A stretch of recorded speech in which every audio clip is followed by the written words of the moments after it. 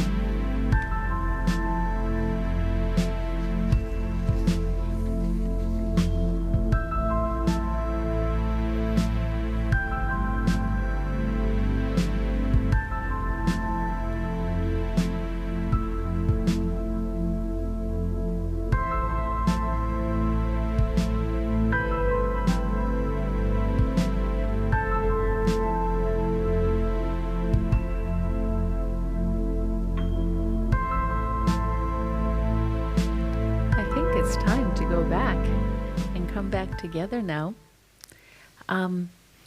We mentioned that people have come from all over the world to Singapore to make it their home. Now I know that you all have different ancestors, and I'm wondering where your ancestors came from and what cultural traditions they brought with them, and how they were influenced by Singapore itself. And we're also going to look at our flowers. So I'm going to open up some questions on the live chat about either where your ancestors have come from, what they've brought with them to the Singaporean culture, how they've been influenced by it, and then we'll also talk about how our flowers reflect our own feelings and identities. So I'm going to open up those questions and see if anyone has written to us. In the meantime, while you're writing, I'll just speak about my identity with these flowers. These flowers make me feel certain ways, especially when I look at them. For example, the sunflower makes me feel happy. It brings back happy memories and sun. The rose feels close to my heart, and I think of the people I love. And the lotus makes me feel peaceful. But let's look here. I think I have some comments. Do I have any comments or questions? I know we're at the beginning of the live stream, so let's see. Okay. Yeah.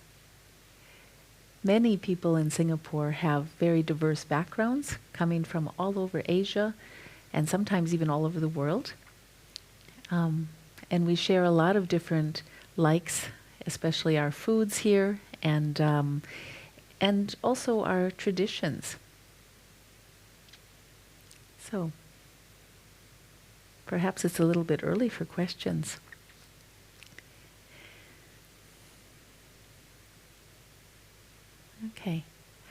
Okay, I have one comment here.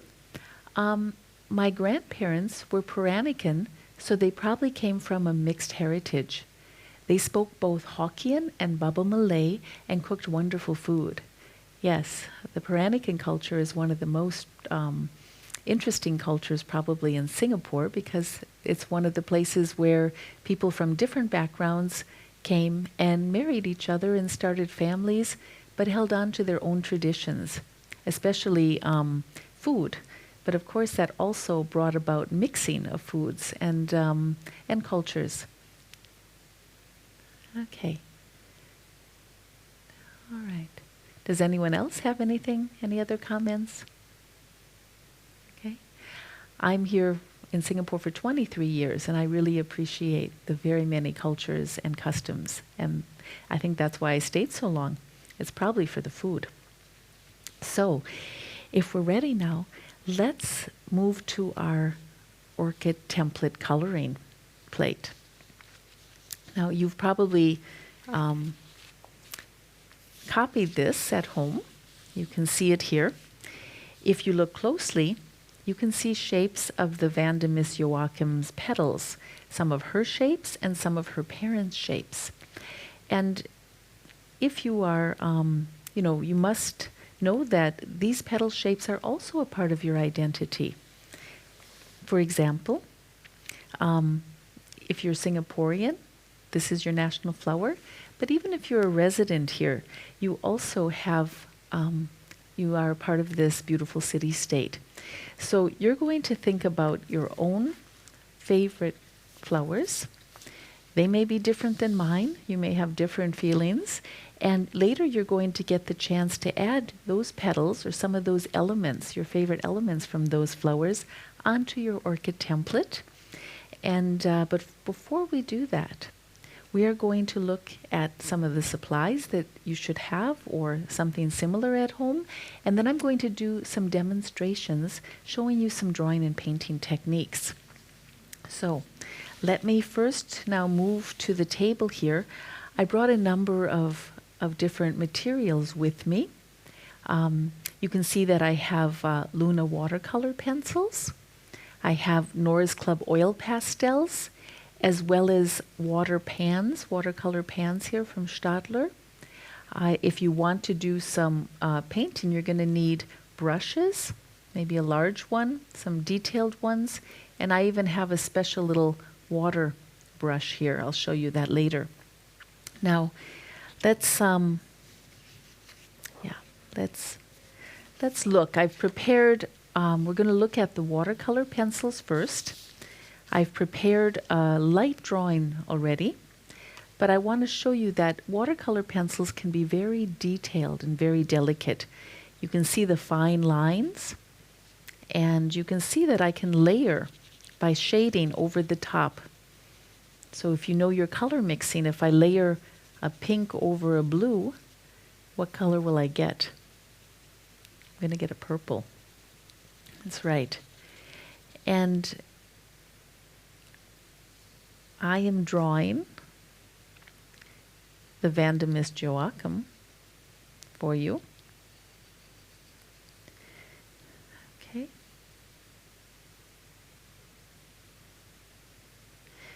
And in a moment, I'm going to show you how you can add water. First, I need to do a little more shading because these colors are very delicate. And so I need a little bit more of the color before I can make it into a painting. So it's very light for now. Let me give some definition here.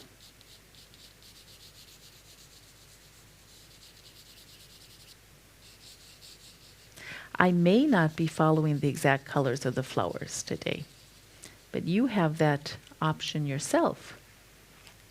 As artists, we don't have to always follow exactly what we see. So you can see my blue. I'm going to go a little bit heavier with the shading.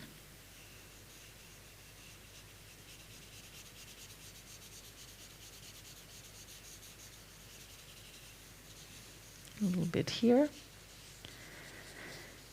Okay, and maybe some speckles. A little bit of orange speckles here on the inside.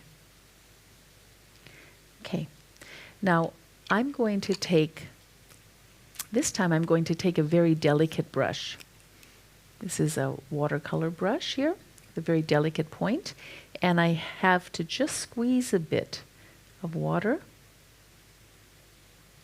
And you can see, I'm going to take also a piece of paper toweling to keep my water clean, keep the water brush clean, otherwise it'll blend things and get a little dirty.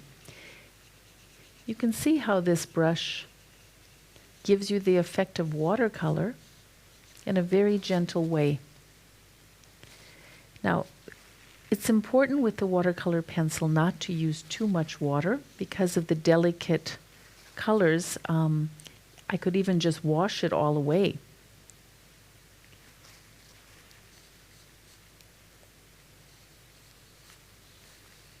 Okay. You can see it darkens the lines of the delicate pencil.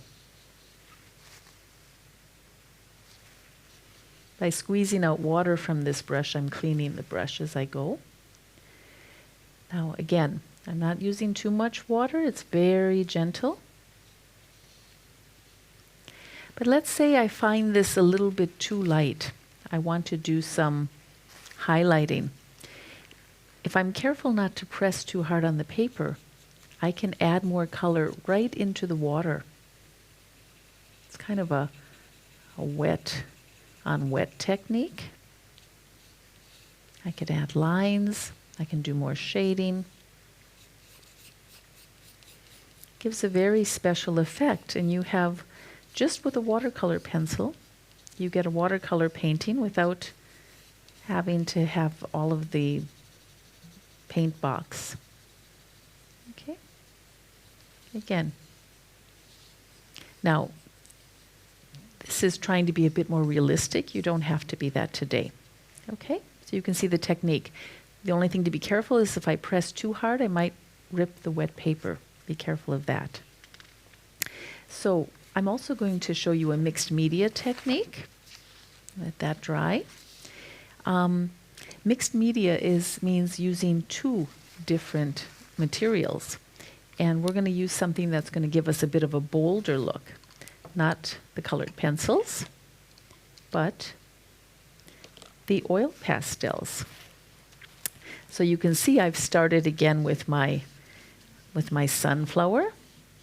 This one's not so realistic. I'm just making it more like a happy sun shape.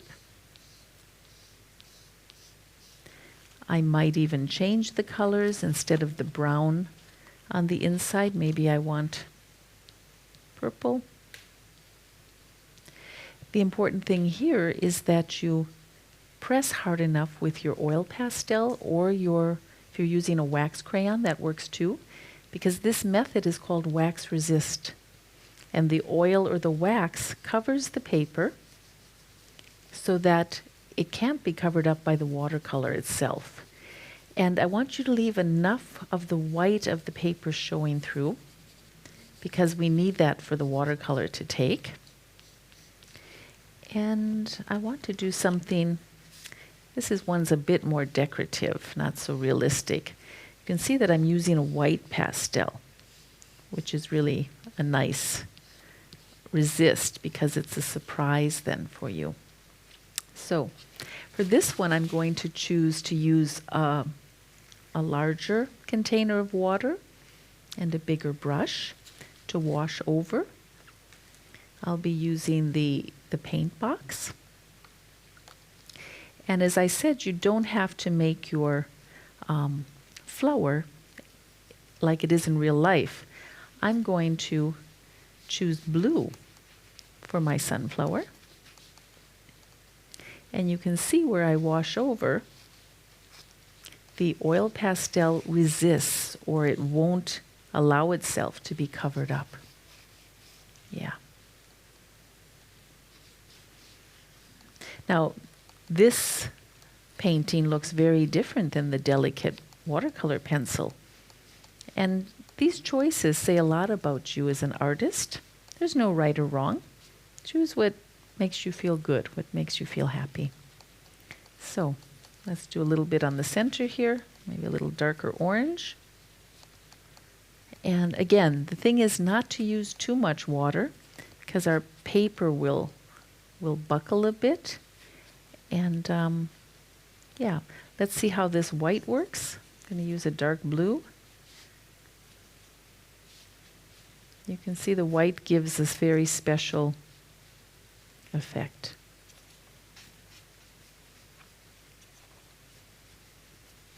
So this is mixed media. I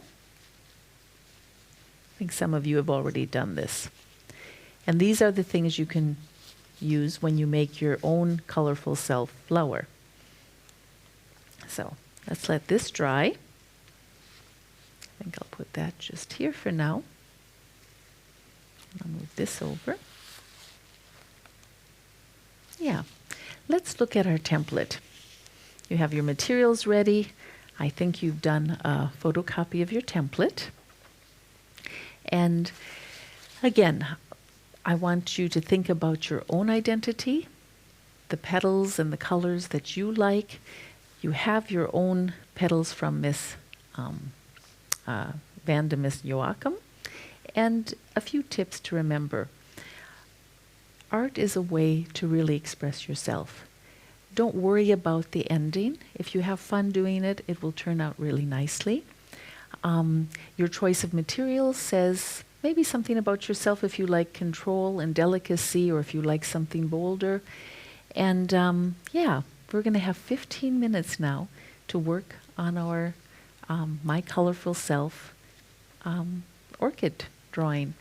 So I'm going to work with you, and we'll meet back here in 15 minutes and hopefully have some comments and things to share. Okay, let's begin.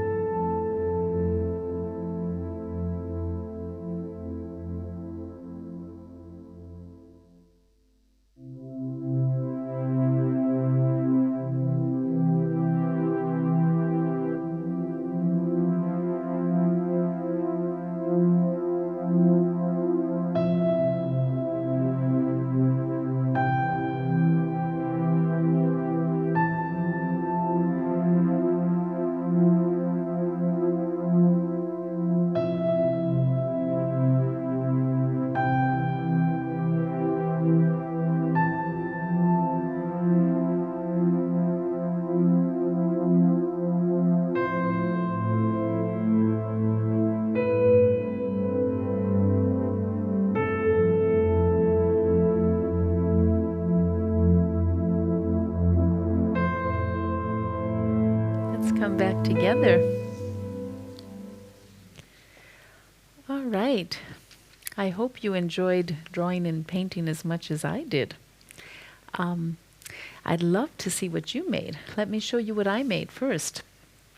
Some of you may have been watching. I worked with the watercolor pencils here, and I used the delicate washes to create my version of the hybrid flower, expressing my identity and incorporating Vanda Miss Joaquim with my rose, my sunflower, and my lotus.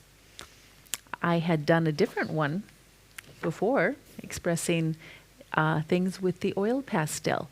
So I'm glad that you were also able to do your colorful self. I'd love to see your work. Now, you're going to find on your screen, if you'd like to share it with me and with others, you're going to find the social media addresses for the National Museum of Singapore, and you can send us your pictures. I'd look for them there on Facebook and Instagram. I'd like to thank especially STAEDTLER for supporting our workshop today, for sponsoring it with the materials, and for the National Museum of Singapore for hosting us. Until we meet again, keep drawing and painting and expressing your colorful selves, and happy National Day. Thank you.